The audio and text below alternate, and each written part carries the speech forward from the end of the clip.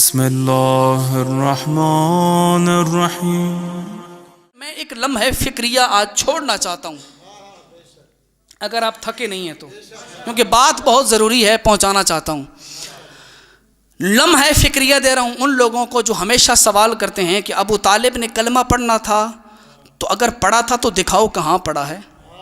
ہم ان لوگوں کو خطاب کرتے ہوئے ان سے سوال کر رہے ہیں، لمحہ فکریہ ہے، سوال تب کرو جب اپنی کتابوں کا مطالعہ کر لو۔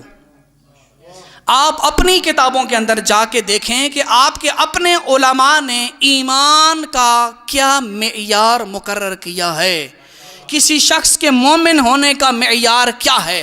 تو ہمارا خطاب اس بندے سے ہے جو لفظی ایمان کا تقاضا کر رہا ہے کہ ابو طالب نے لا الہ الا اللہ محمد رسول اللہ کیوں نہیں پڑھا؟ جب کلمہ نہیں پڑھا زبان سے لہٰذا وہ مومن نہیں ہے۔ نہیں، اپنی کتابیں اٹھا کے دیکھیں۔ شرح العقیدۃ الطحاویہ، اس کی شرح کی ہے جامعۃ الرشید کراچی کے ایک عالم دین نے، احسان اللہ شائق۔ انہوں نے 139 اور 140 پیج کے اوپر ایک فقرہ لکھا، المذاہب فی حقیقت الایمان، ایمان کی حقیقت کے بارے میں نظریات کیا ہیں۔ ان میں سے سب سے پہلا نظریہ انہوں نے بیان کیا کہ سب سے پہلا نظریہ اور اس کی رائے یہ ہے، الایمان الشرعی هو التصدیق بالجنان فقط۔ اب یہ خاص علمی گفتگو ہے، آپ خاموشی سنیں گے تب بھی میں راضی ہوں، یہ توجہ سے سننے والی بات ہے۔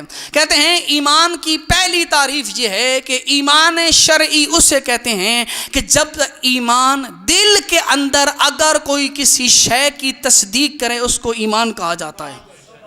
صرف تصدیق قلبی کو ایمان کہا جاتا ہے۔ اور اس کا پانچواں مذہب جو ہے وہ بھی یہی ہے کہ الایمان الشرعی هو المعرفۃ القلبی فقط، کہ معرفت قلبیہ کو ایمان کہا جاتا ہے۔ باقی جو نظریات ہیں وہ سائیڈ پہ رکھیں، سارے نظریات کو بند کرو تو ٹوٹل 2 نظریے بنتے ہیں۔ کچھ کے نزدیک ایمان کا نام ہے صرف دل کے اندر تصدیق کرنا، جس کو کہتے ہیں ایمان بسیط، اور بعض علماء کے نزدیک کہتے ہیں نہیں، صرف زبان سے دل کے اندر ماننا کافی نہیں، اقرار باللسان بھی ضروری ہے، عمل بالجوارح بھی ضروری ہے، پریکٹیکل عمل بھی کرے، زبان سے اقرار بھی کرے۔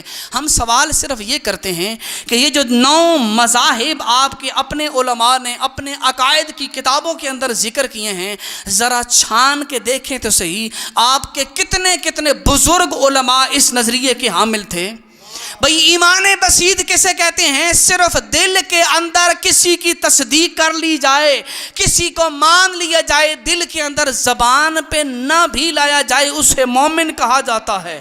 اور آپ کو بتاؤں یہ جو پہلا نظریہ ہے یہ کوئی عام بند نظریہ نہیں ہے، اس نظریے کے اندر اہل سنت کے امام ابو حنیفہ بھی آتے ہیں، ابو منصور ماتریدی بھی آتے ہیں، امام نصفی بھی آتے ہیں، اور جمہور متکلمین کا نظریہ یہی تھا کہ ایمان اس بات کا نام ہے کہ دل کے اندر کسی بات کی تصدیق کر لی جائے، صرف دل کے اندر کسی بات کی تصدیق کر لی جائے۔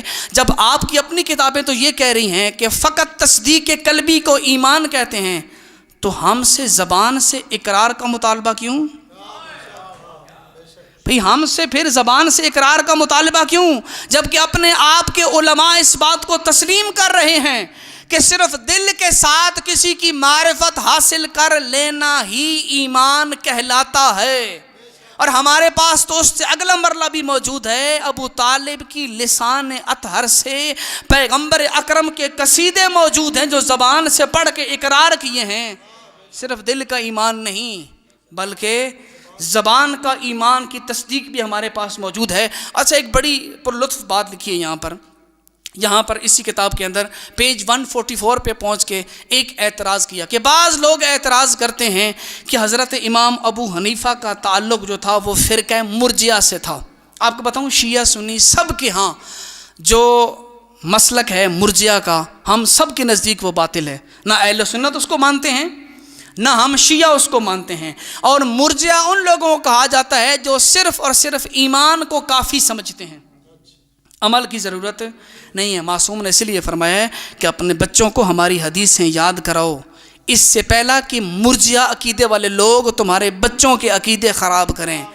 آج بھی ممبر پہ یہ ہو رہا ہے، ہزاروں ایسے لوگ آپ کو ملیں گے جو صرف اس بات پہ مجلس کو اختتام کرتے ہیں کہ صرف عقیدہ کافی ہے. یہ مرجئہ ہیں اس دور کے، اور امام نے منع فرمایا ہے کہ اپنے بچوں کو ان سے بچاؤ.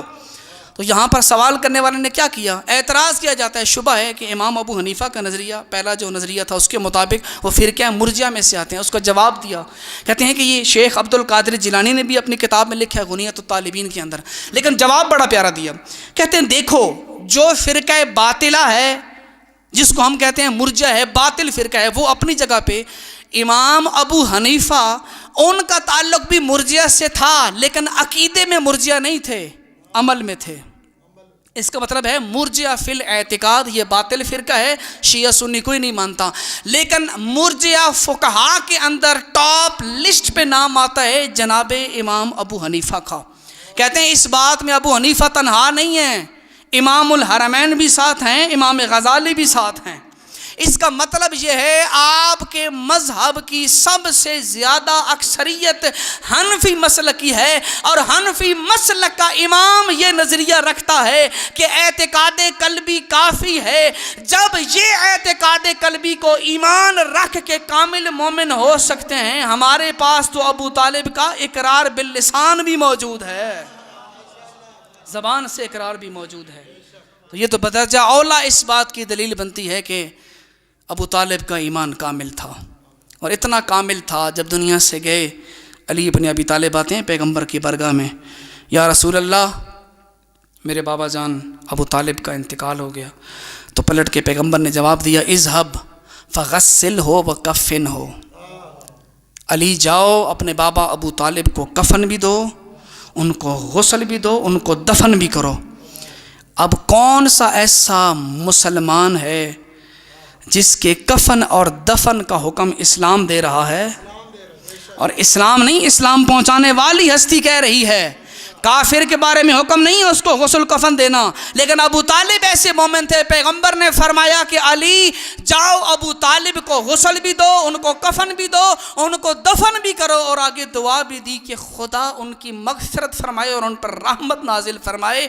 پیغمبر مشرکوں کو دعا نہیں دیتے، اہل ایمان کو دیتے ہیں. اور قربان جاؤں جہاں دفن ہے اسے قبرستان معلی کہا جاتا ہے.